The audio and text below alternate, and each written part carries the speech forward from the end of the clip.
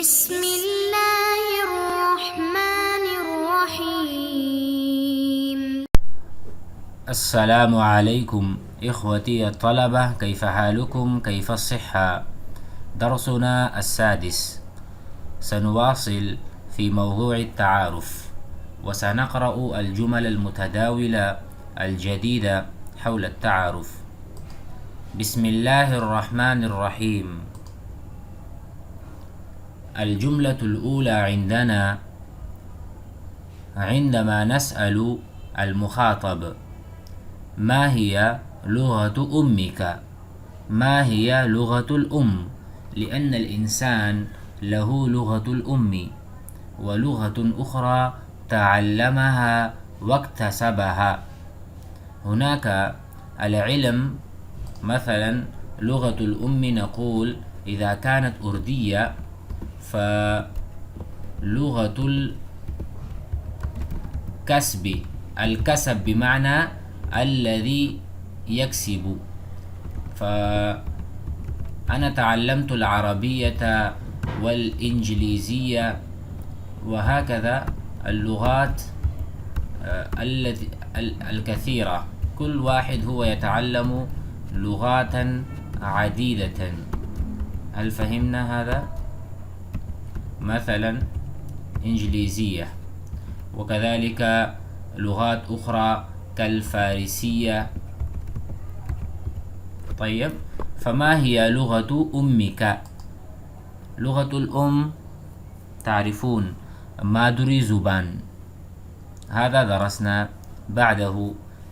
فقال له في الجواب: لغة أمي هي الأردية، لغة أمي هي البشتوية. الأردية، البشتوية، العربية، البلوشية، السندية، وما إلى ذلك من اللغات في العالم.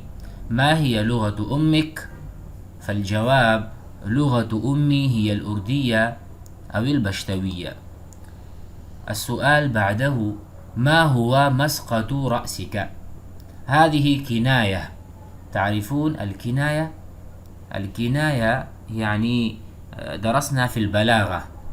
ما هو مسقط رأسك؟ أي أين سقط رأسك؟ سقط يسقط بمعنى جرنا. وهكذا الإنسان عندما يولد في مكان، مثلا أنا ولدت في بشاور فمسقط رأسي بشاور. منا من ولد في بنجاب فمسقط رأسه بنجاب ملتان. ومنا من ولد في كراتشي فمسقط رأسه الكراتشي. هذا فهمنا. سقط يسقط، ومسقط هو ظرف، سقط الرأس في كذا، فهذه كناية عن الولادة. فنستطيع أن نقول بهذا الأسلوب: ما هو مسقط رأسك؟ والأسلوب الآخر: أين كانت ولادتك؟ والأسلوب الثالث: أين ولدت؟ ما هو مسقط رأسك؟ أين كانت ولادتك؟ أين ولدت؟ فالجواب: مسقط رأسي في كراتشي، أي أنا ولدت في كراتشي، وولادتي كانت في كراتشي، وأنا ولدت في كراتشي. هذه المعاني المتقاربة. ثم هناك سؤال: أين نشأت وترعرعت؟ نشأ ينشأ بمعنى बढ़ना، بمعنى زيادتي هنا. كما أقول: أين نشأ هذا الطالب؟ أين نشأ؟ فنقول: نشأ في السعودية.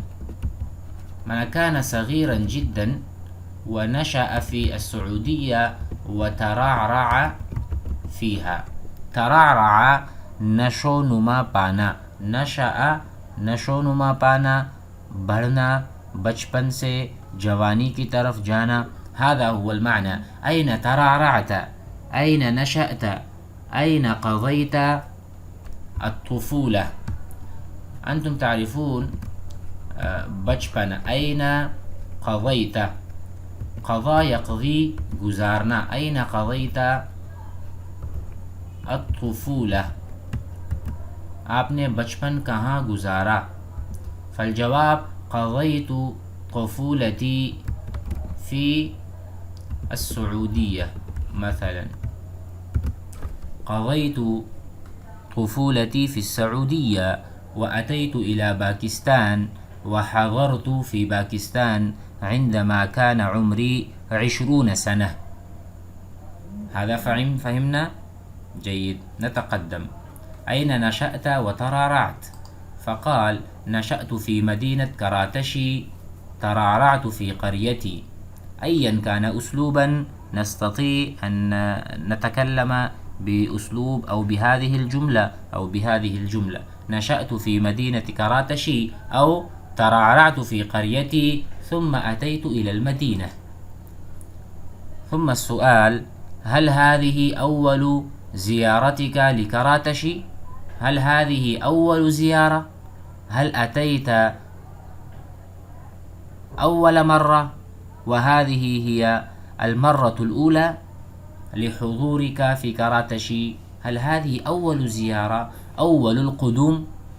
نستطيع أن نقول: هل هذا أول قدومك؟ طيب، القدوم إلى المكان، إلى باكستان مثلا.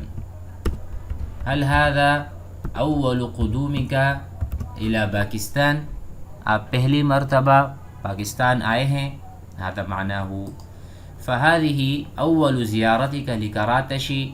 فقال لا، नहीं. أتيت، حضرت، قدمت في السنة الماضية. في السنة الماضية أي في العام الماضي. أيضا مع والدي زرت المدارس الكبيرة والشهيرة. زرت، زار، يزور، زيارة كرنا. أنا أتيت في السنة الماضية لزيارة المدارس الشهيرة والكبيرة في باكستان. هذا فهمنا؟ جزاكم الله خير. الآن نحسن التلفظ، نتكلم في التلفظ إن شاء الله.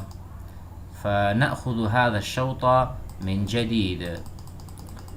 اقرأوا معي، رددوا باللهجة العربية والأداء الفصيح والأداء الصحيح. اقرأ: ما هي لغة أمك؟ لغة أمي هي الأردية أو البشتوية. ما هو مسقط رأسك؟ أين كانت ولادتك؟ أين ولدت؟ مسقط رأسي في كراتشي. ولدت في كراتشي. أين نشأت وترعرعت؟ نشأت في مدينة كراتشي، ترعرعت في قريتي. هل هذه أول زيارتك لكراتشي؟ هل هذه أول زيارتك لكراتشي؟